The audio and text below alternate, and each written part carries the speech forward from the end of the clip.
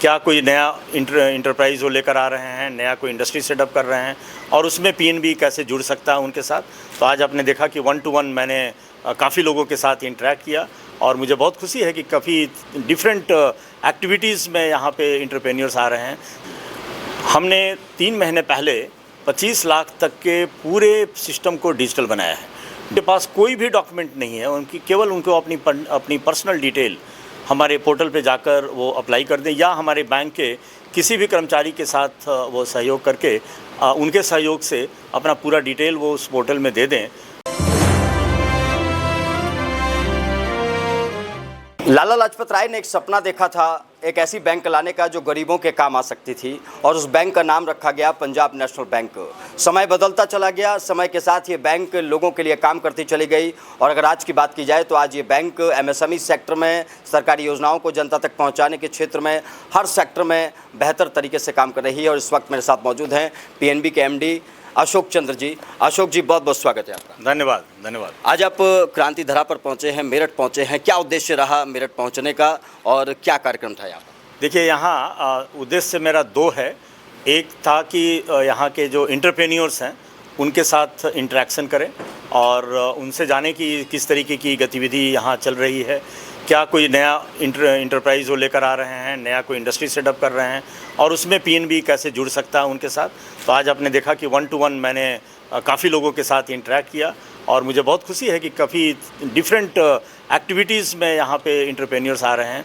जैसे कुछ लोग आए जो पेपर इंडस्ट्रीज़ लगा रहे हैं, मेटल इंडस्ट्रीज़ में कुछ लोग आए हैं, बायोगैस का यूनिट भी यहाँ लग रहा है, रिन्यूएबल एनर्जी का बहुत सारा प्रपोजल्स थे। तो उन सारी चीज़ों पे हमने 1 to 1 चर्चा की है और उन सारी योजनाओं में पंजाब नेशनल बैंक एक अग्रणी भूमिका उनके साथ अदा करने वाला है। एक तो ये एक मकसद है। दूसरा एक कार्यक्रम भी हम शाम को करने वाले हैं जिसमें करीब हम अपने पूरे अपने मेरठ जोन के जो एम्प्लॉई हैं उनके साथ हम कनेक्ट होने वाले हैं। करीब 700 से 800 एम्प्लॉई आज अभी शाम में जमा होंगे। तो हमारा एक प्रयास होता है कि अपने केबिन से बाहर निकलकर अपने एम्प्लॉई के साथ कनेक्ट हों और अपने जो कस्टमर्स हैं और जो नए एंटरप्रेन्योर्स हैं उनके साथ कनेक्ट होकर हम प्रयास करें कि बैंक की सुविधाएं जो चल रही हैं उनको उनके विषय में बताएं, उनकी समस्याओं को समझें और कुछ नया हम क्या करने का प्रयास है वो हम करने का प्रयास करें। आज के दौर में अगर बात की जाए तो सरकार का भी इस बात पर ज़्यादा ध्यान है कि किसी तरीके से रोज़गार बढ़े और उस रोज़गार को बढ़ाने के लिए लोग अपने बिज़नेस को स्थापित करें। एमएसएमई उस क्षेत्र में बड़ा योगदान दे रहा है। एमएसएमई के क्षेत्र में पीएनबी अब क्या नया कर रहा है? क्योंकि पहले तो लगातार आप लोग सेवाएं करते रहे हैं, लोगों को लोन्स वगैरह प्रोवाइड होते रहे हैं, लेकिन अब क्या नया करने जा रहे हैं? देखिए, आपके चैनल के माध्यम से मैं जितने भी एमएसएमई से रिलेटेड एंटरप्रेन्योर्स हैं और जो पहली बार बैंक की फैसिलिटी अवेल करना चाहते हैं, हमने 3 महीने पहले 25 लाख तक के पूरे सिस्टम को डिजिटल बनाया है। Digital MSME up to 25 lakh. तो जो भी नए एंटरप्रेन्योर्स लोन लेना चाहते हैं, जिनके पास कोई भी डॉक्यूमेंट नहीं है, उनकी केवल उनको अपनी पर्सनल डिटेल हमारे पोर्टल पे जाकर वो अप्लाई कर दें या हमारे बैंक के किसी भी कर्मचारी के साथ वो सहयोग करके उनके सहयोग से अपना पूरा डिटेल वो उस पोर्टल में दे दें। और अगर वो हमारे एग्जिस्टिंग कस्टमर हैं तो हमने जो फिनटेक और बिजनेस रूल इंजन जो बनाई है उसके माध्यम से आधे घंटे में उनका क्रेडिट असेसमेंट होकर और उनको सैंक्शन डिजिटल के रूप में माध्यम से उनको दे दिया जाएगा।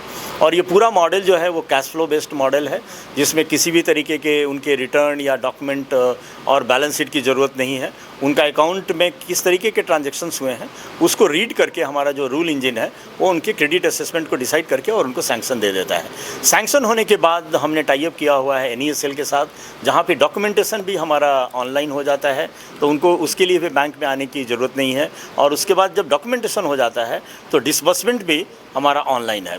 तो आप घर में बैठकर आप अप्लाई कर सकते हैं, सैंक्शन ले सकते हैं, डॉक्यूमेंटेशन कर सकते हैं और डिसबर्समेंट ले सकते हैं अपने अकाउंट में।